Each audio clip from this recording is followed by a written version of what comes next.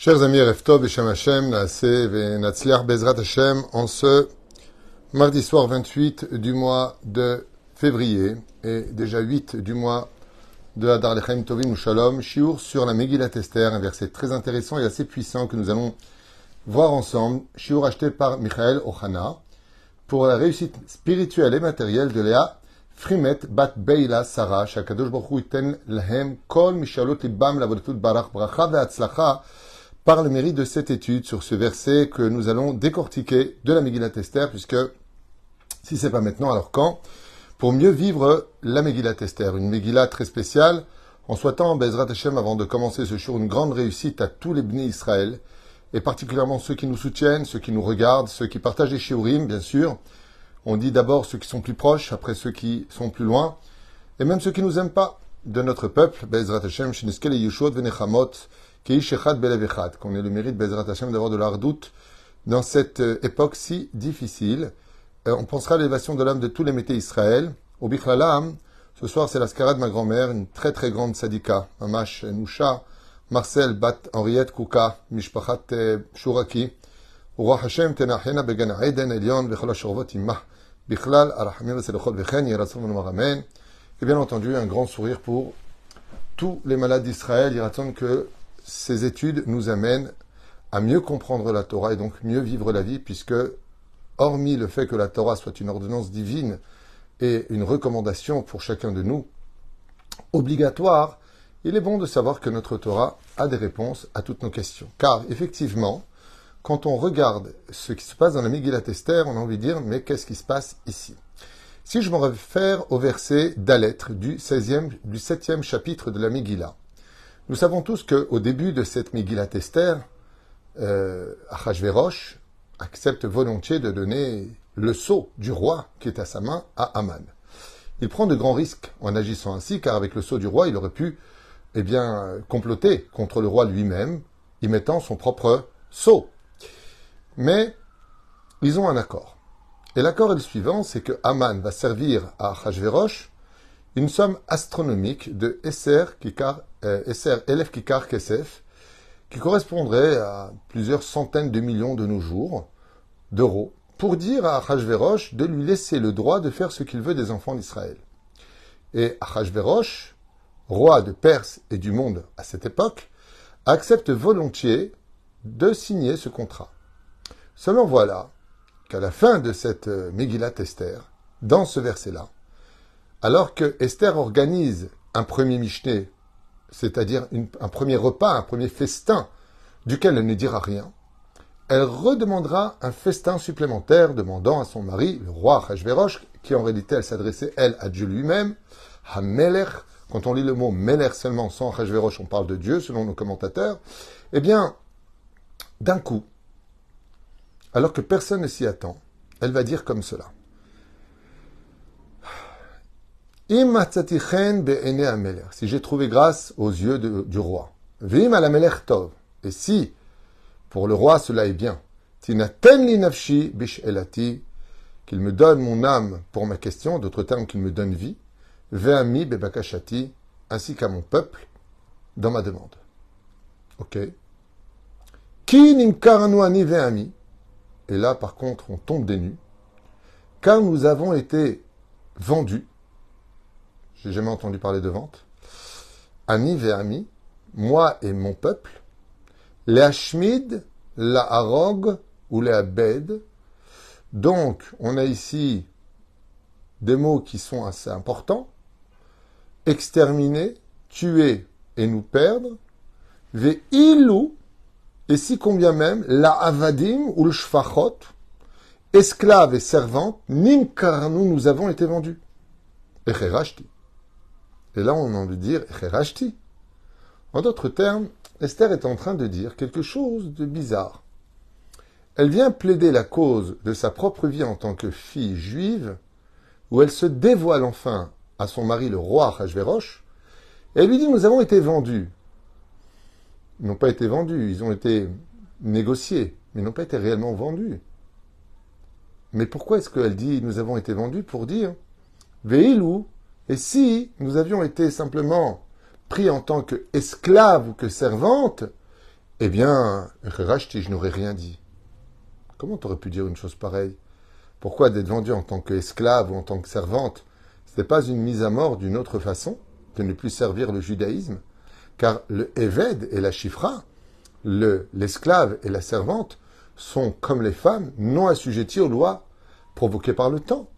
Pourquoi est-ce que, d'une certaine façon, il y a une espèce de zilzoul, une espèce de dénigrer le fait d'avoir été vendu en tant qu'esclave ou en tant que servante? Ça demande tout à fait un détour. Herashti, qui est Natsar Chové Benezek Ameler. Car de toute façon, ce que veut faire ce personnage dont elle parle ne vaut pas les dégâts de ce que le roi pourrait s'occasionner. Je n'ai pas compris ce que ça veut dire, on va voir. Bezrat Hashem. Vayomer Amelech, Achashverosh, Vayomer Esther Amalka. Et là, par contre, on va tomber un petit peu des nues. Le roi dit, donc le roi Achashverosh s'adressa à Esther, la reine, pour lui poser une question. Et cette question, tout le monde la connaît même en hébreu. Mihouze ve'ezeu. Alors là, par contre, on tombe vraiment des nues. Mihouze. Qui est-il? Ve'ezeu. Et c'est qui, lui? Asher Mela Olibo, qui aurait rempli son cœur, la Sotken, d'agir ainsi. On revient au début de la paracha. Dessoule-toi de ton vin, monsieur Achashverosh, roi de Perse, mais c'est toi qui as comploté prévu avec Aman de lui donner ton sceau pour une somme exorbitante, certes, mais tu es au courant, pourquoi tu poses la question? Surtout que vous êtes que 3. Enfin, avec Dieu, vous êtes 4. Il y a Esther Amalka, Achashverosh et Aman à ce fameux festin. Alors pourquoi tu poses la question? Alors que Aman avait sur son doigt le sceau du roi. C'est-à-dire que tu ne peux pas oublier à ce point-là.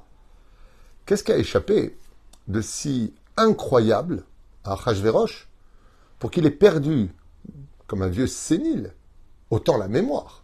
C'est pas possible. On n'est pas des années-lumière entre le fait que tu aies donné le sceau du roi et le décret d'Aman sur les Juifs. Pourquoi tu t'étonnes? Plusieurs explications interviennent. L'une d'entre elles avait été donnée il y a quelques années déjà de cela, où j'avais expliqué avec l'aide d'Hachem, ou plutôt transmis un enseignement que j'avais moi-même étudié, que Achashverosh avait été prévenu par les astrologues de l'époque, les astrophysiciens, je ne sais pas comment on appelle ça, les magiciens en tout cas, les mages, que ce sera un juif qui détrônera Achashverosh. Et un petit peu à l'image de Pharaon, qui savait que le Mashiach viendrait de l'Égypte, un Égyptien juif. Alors il a décidé de jeter tous les premiers-nés sous le conseil de Bilam, qu'ils soient juifs ou égyptiens, dans l'eau, qu'ils meurent. De telle façon, c'est sûr qu'on va l'attraper, puisqu'on ne sait pas qui c'est, mais il est dedans. Prenons le lot et jetons-le à la mort. Ici, Achashverosh pensait qu'effectivement, du peuple d'Israël, comme on le lui avait prévu, un juif viendrait le détrôner. Voilà que Esther, alors qu'elle est peut-être enceinte, mais en tout cas sa femme, lui annonce qu'elle est juive. Et Achashverosh, qui s'intéressait beaucoup aux lois juives, savait très bien que depuis le don de la Torah, si la femme est juive, l'enfant est juif. Donc il découvre que sa femme étant juive. Ce qu'avaient vu les mages, les magiciens, c'était tout simplement son propre fils. Ce qui ne dérangea plus du tout Achashverosh, puisqu'il comprend maintenant que le fils qui devait monter sur le trône, c'est le sien. Ce n'est pas n'importe quel juif. Donc on comprendrait éventuellement un retournement de situation. Mais ça ne répond pas à la question qu'on a posée. Ça répond à l'étonnement d'Achashverosh. Mais le fait que Esther dise « Nous avons été vendus ». Et si on aurait dû être, pour être donc exterminé, mais si on avait dû être mis en esclavage, ainsi de suite, ça par contre, j'aurais rien dit. Mais de quoi tu parles, Esther? Et puis, depuis quand il a été question d'être mis en esclavage ou servante, puisque c'est marqué en haut.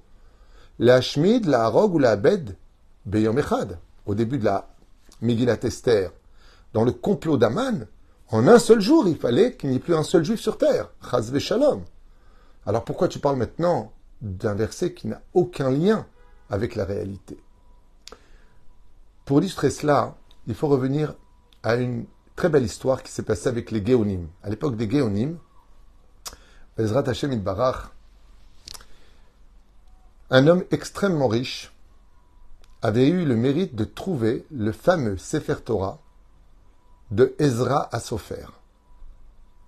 Ezra, tout le monde connaît Ezra et Nehemia, donc Ezra, celui qui d'ailleurs va être à l'origine de beaucoup de minagim du peuple juif, et jusqu'à aujourd'hui, tous les sofrim, tous ceux qui écrivent des Sefer Torah, se basent sur le Sefer Torah exemplaire de Ezra à Sofer. Celui de qui nos sages nous disent, si Dieu n'avait pas donné la Torah par le biais de Moshe, il l'aurait donné par le biais de Ezra à Sofer. Donc on imagine que Ezra à Sofer est comparable à Moshe Rabbeinu, pas en prophétie, mais en Torah et en piété. Très bien. Ce Sefer Torah avait été mis en vente. Et les millions commençaient à s'annoncer. Les caisses d'or commençaient à s'annoncer. Et ce richissime a levé la main et a emporté un Sefer Torah unique que chaque juif aurait rêvé de posséder. Et il a acquis ce Sefer Torah. Tout le monde demandait à le voir, tout le monde demandait à l'embrasser. On s'empressait toujours d'essayer de vouloir lire dedans. Mais ce richissime le gardait bien précieusement chez lui à la maison et il organisait ses minyanes chez lui pour que pas tout le monde ne puisse le toucher. Il fallait vraiment faire attention à un Sefer Torah aussi ancien, mais d'une valeur inestimable, puisqu'il avait été écrit des mains de Ezra Sofer lui-même, c'était son Sefer Torah. Cet homme-là avait 2 fils, donc un aîné et un cadet, et au jour de sa mort, il n'a pas laissé de testament. Il n'a pas laissé d'ordonnance de quoi faire du Sefer Torah. Alors bien sûr, les enfants se sont violemment disputés.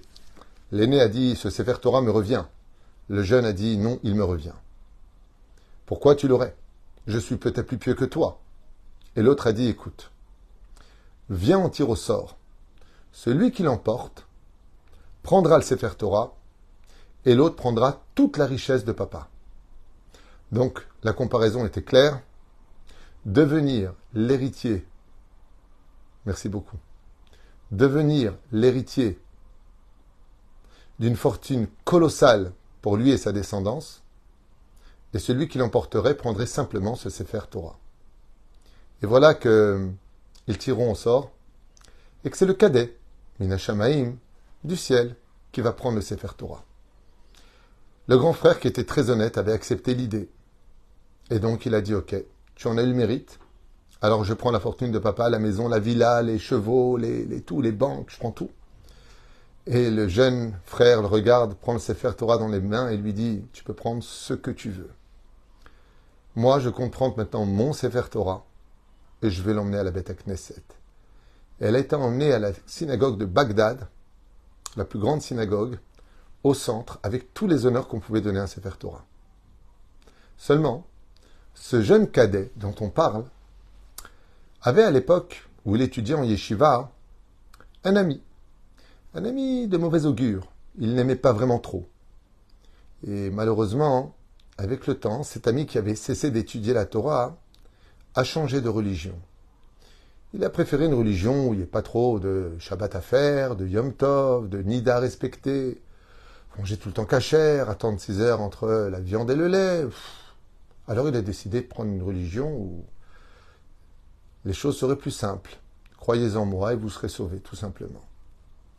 Et quand il a entendu que son ami avait renoncé à une telle fortune pour un Sefer Torah, il a décidé de venir la nuit, de pénétrer dans la synagogue et d'ouvrir le Sefer Torah pour le falsifier. Et voilà que quand il a ouvert le Sefer Torah, il a sorti une petite règle en fer. Il a commencé à gratter une lettre d'un mot. Une lettre. Il a ouvert dans la paracha de Mishpatim, duquel il était marqué là-bas, « Vous êtes les serviteurs de Dieu ». Comment c'est marqué exactement là-bas? Je ne me rappelle plus du verset, je vais regarder à toute vitesse. Comment c'était marqué là-bas? Que je ne dis pas de bêtises, juste un court instant.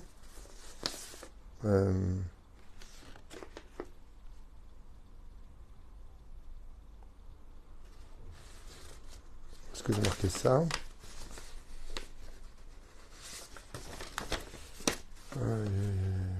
Va'avadetem et Hashem Elokechem. Pardon, autant pour moi. Et vous servirez l'Éternel votre Dieu. Voilà, c'était le verset, il ne m'est pas monté à la tête. Pas parce que je ne connaissais pas, parce que j'ai des pertes des fois de mémoire de mots. Et donc, il y avait marqué Va'avadetem et Hashem Elokechem. Et vous servirez l'Éternel votre Dieu. Traduction littérale, même si c'est beaucoup plus profond que ça.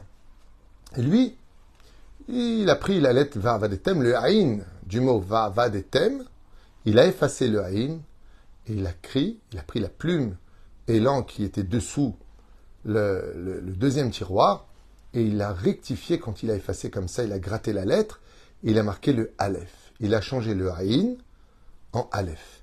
Ce qui fait que le mot maintenant « et vous servirez l'Éternel votre Dieu » est devenu « et vous perdrez l'Éternel votre Dieu » en hébreu. Si tu enlèves le haïn et que tu mets le aleph, ve'avadetem devient ve'avad. Avadeti, ça veut dire ibadeti. On dit en hébreu j'ai perdu. Donc vous perdrez l'Éternel votre Dieu. Il a laissé le Sefer Torah sécher pendant une vingtaine de minutes, refermé délicatement, et voilà que quand le Shabbat est arrivé, tout le monde était pressé de lire dans ce Sefer Torah de Ezra, et le Chazan ne put s'empêcher de crier dans la synagogue « Hachem Ishmor, que Dieu préserve !» Tout le monde se précipite. Et qu'est-ce qu'il voit? Il voit qu'il y a une faute impardonnable dans le Sefer Torah. Non seulement c'est un aleph, mais de qui plus est, le mot veut dire « et vous perdrez l'Éternel votre Dieu » dans le Sefer Torah de Ezra. Toute la communauté s'est retournée vers le jeune héritier de ce Sefer Torah en lui disant « Tu t'es bien fait avoir. Tu t'es bien fait avoir. » Le Sefer Torah n'a pas pu être écrit par Ezra Sofer. Parce que Ezra Sofer n'aurait jamais commis une telle erreur, surtout qu'il a toujours servi depuis des siècles comme exemple pour tous les Sofrim. À ces mots-là, le jeune propriétaire du Sefer Torah, qui avait laissé toute la fortune de son père pour le posséder, est tombé mamash grièvement malade, dans une dépression totale. Et alors qu'il venait de s'endormir, après avoir tellement versé de larmes, ses yeux étaient rouges de fatigue et de larmes. Il est arrivé de son père qui est venu le voir et il lui a dit « Mon fils, tu peux retrouver le sourire, tu peux retrouver la joie de vivre. Le Sefer Torah est bien de Ezra à Sofer. Seulement, un petit malin que tu connais est venu pendant la nuit et il a effacé le haïn pour le remplacer par le aleph. Mais Ezra est déjà descendu du ciel, réparer le Sefer Torah car il ne permet à personne de le toucher. Et en preuve de ce que je vais te dire, quand tu retourneras à la Beth Knesset, amène toute la communauté avec toi, car en dessous du Sefer Torah, il y avait un endroit qui glissait un petit peu comme ça vers le fond, tu y trouveras un œil humain. Et cet œil humain n'est autre que l'œil de ce voyou qui a changé la lettre du Sefer Torah. Car au moment où il a écrit, il a effacé le Haïn, la lettre Haïn de Va'avadetem, son œil est tombé de son orbite et a glissé. Il a perdu un œil. Il est devenu borgne. En contrepartie de cela, tu pourras leur montrer et ils sauront qui il est dans la vie. Dans la vie, puisqu'il est borgne maintenant, tout le monde va reconnaître qui était le rachat qui a osé toucher au Sefer de Ezra. Comme preuve de ce que je te dis. Le lendemain matin, le jeune homme se lève, fou de joie parce qu'il sait que c'est vrai. Il prévient le Rav, il prévient la communauté, il rentre dans la Beth Knesset et il leur dit, regardez, mon père est venu me dire, et voilà qu'ils ouvrent et il prend l'œil, effectivement, il le montre à tout le monde est dégoûté, c'est horrible. Il le jette par terre, il l'écrase en disant, ainsi à Kadosh Baruch Hu, il fait Oreshaim, avec son œil mauvais.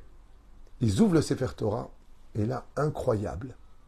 La lettre Haïn est parfaitement écrite, comme si il n'y a jamais eu des réparations, comme si on n'avait jamais gratté, comme si on n'avait jamais touché ce Sefer Torah, car Ezra lui-même était descendu du ciel. Ainsi se finit cette histoire. Et quel rapport avec Achashverosh? Nos Chachamim nous livrent un très très très beau, une très très belle explication, qui nous est livrée d'ailleurs par Oel Israël, donc un livre qui s'appelle Oel Israël, et qui explique comme ça qu'en réalité Esther a lancé un message à Achashverosh. Et écoutez bien ce chidouche magnifique qui valait le coup non seulement d'écouter ce shiur, mais de le partager pour mieux comprendre les mitzvot que Dieu nous a donné à faire. Quand on revient dans le texte, Kinim karnu ani ve'ami, car nous avons été vendus. Ce que vient de dévoiler Esther à Achashverosh, c'est, tu te rappelles quand Haman est venu te voir, qu'est-ce qu'il t'avait proposé? D'accepter pour une somme d'argent colossale de mettre les Hébreux en esclavage et les femmes en tant que servantes. C'est dans ces conditions que tu lui as donné le sceau du roi. Mais lui, qu'est-ce qu'il a fait? Maintenant que tu lui as signé sa lettre, maintenant que tu lui as donné le sceau du roi, Esther annonce au roi, sache une chose, celui qui était venu pour te demander de mettre en esclavage, là on n'aurait rien dit, on aurait fait un petit coup, on sait qu'on a fauté, donc comme pour l'histoire des frères qui ont vendu leurs frères, on faisait du lâche en l'air les uns sur les autres, on se comportait pas bien. Ok. Tant qu'on touche pas à la vie du juif, ok. Mais Aman, qu'est-ce qu'il a fait? Il a pris ta lettre. Et quand toi, tu as marqué, comme elle le dit ici, la Avadim velishfachot nimkarnu. Rappelle-toi, Achashverosh, mon mari, que dans la lettre, la condition, c'était de nous mettre en esclavage. Mais quand il est arrivé à la maison, il a changé la lettre Aïn de servante et serviteur, et il les a remplacés par la lettre Aleph, les Abed, lo les Aved. Au début, il était question qu'ils nous mettent en esclavage pour les biens du royaume. Et c'est pour ça qu'il lui dit, est-ce que ça vaut vraiment pour toi un tel dégât de perdre autant de juifs dans tous tes royaumes? Et là, on comprend la réaction d'Achashverosh, qui dit, ma, qui? Et donc, il vient et lui dit, mi, huzé, ve'ezeu. Qui est celui qui est venu me voir et qui a osé me trahir? C'est une trahison de la malchoute. Tu m'as fait signer un papier sur lequel il y avait le Aleph. Mais lui, une fois qu'il est arrivé à le Aïn, une fois qu'il est arrivé à la maison, il a fait la même chose. Il a falsifié la lettre du roi. Il les a envoyés à tous les ministres de tous les royaumes d'Achashverosh au nom du roi. Et donc, il y a eu trahison de la malchoute. Et de là, on comprend enfin pourquoi l'étonnement d'Achashverosh qui dit « Mais j'ai jamais signé pour la mort des Juifs, j'ai signé pour l'esclavage des Juifs. » Et donc, étant donné que Haman a falsifié la lettre du roi, il s'est retrouvé pendu haut et court. Zéperouch Hadavar, pour lequel la Megillat Esther nous montre combien les secrets ont été importants grâce au roi HaKodesh. Ce qu'il faut retenir de tout cela, c'est comment est-ce que Esther a su cela? Parce qu'elle avait le roi HaKodesh, parce qu'elle avait l'esprit divin avec elle, parce qu'elle est restée fidèle à la Torah et aux lois de Dieu. Elle a fait de son Dieu, son roi, son créateur, son père, son ami, son rave. À partir du moment où Baruch Hashem, elle fait attention à cela, comme toutes les bnot Israël, tous les bnei Israël, faites toujours attention d'être toujours proche d'Hachem pour qu'il vous dévoile les complots qui se jouent derrière votre dos et que vous pourrez déjouer à travers le festin. Si vous regardez bien en Gematria, la lettre Aïn, ça fait 70. Gematria Yaïn, c'était l'allusion qu'elle faisait. Aïn représente la lettre des deux yeux et du nez. Vous avez déjà remarqué Aïn, comment c'est dessiné? C'est les deux yeux qui sont dessinés plus le nez. Ambrim Rabotenu Alam Shalom, comme l'explique Maran Ben Ishraï, que quand on voit la gématria du mot Aïn, 70, qu'il a changé avec le Aleph, qui fait 1. 70 moins 1, ça fait 69, gématria Yagon. Désespoir, tristesse, dépression. On a remis le Aïn à sa place. On a effacé le Aleph. Ce qui a exactement été fait dans la faute originelle, où la lumière avec le Aleph, le mot or s'écrit avec Aleph. Il a été malheureusement remplacé à cause de la faute originelle par le Aïn. Et c'est pour cela que, pour remettre les choses à leur place, il fallait prendre le Aleph et le remettre dans le mot lumière. La Yehudim Haïta Ora. Et les Juifs ont eu de la lumière. Le Aleph, il ne devait pas être les Abed et Yehudim. Il devait retourner dans la lumière. Par contre, le Aïn, il devait reprendre sa place pour qu'on devienne Avde Hashem. Ivdu et Hashem besimcha ou Bou lefanav birnana. Mais quand on change une lettre de la Torah, quand on réforme, quand on libère, quand on veut changer ce qui est inchangeable, alors c'est la tristesse qui s'installe au sein de notre peuple et le désarroi, comme le montre la moitié de cette Megillah qui va emmener le peuple à sa perte, tandis que l'autre côté nous montre comment Akadosh Baruch Hu nous remonte le moral pour qu'on ait les secrets de la joie, de l'unité, de l'amour de la Torah, mais surtout de garder Akadosh Baruch Hu comme invité principal de toutes nos fêtes juives. Baruch Adonai Leolam, Amen ve Amen.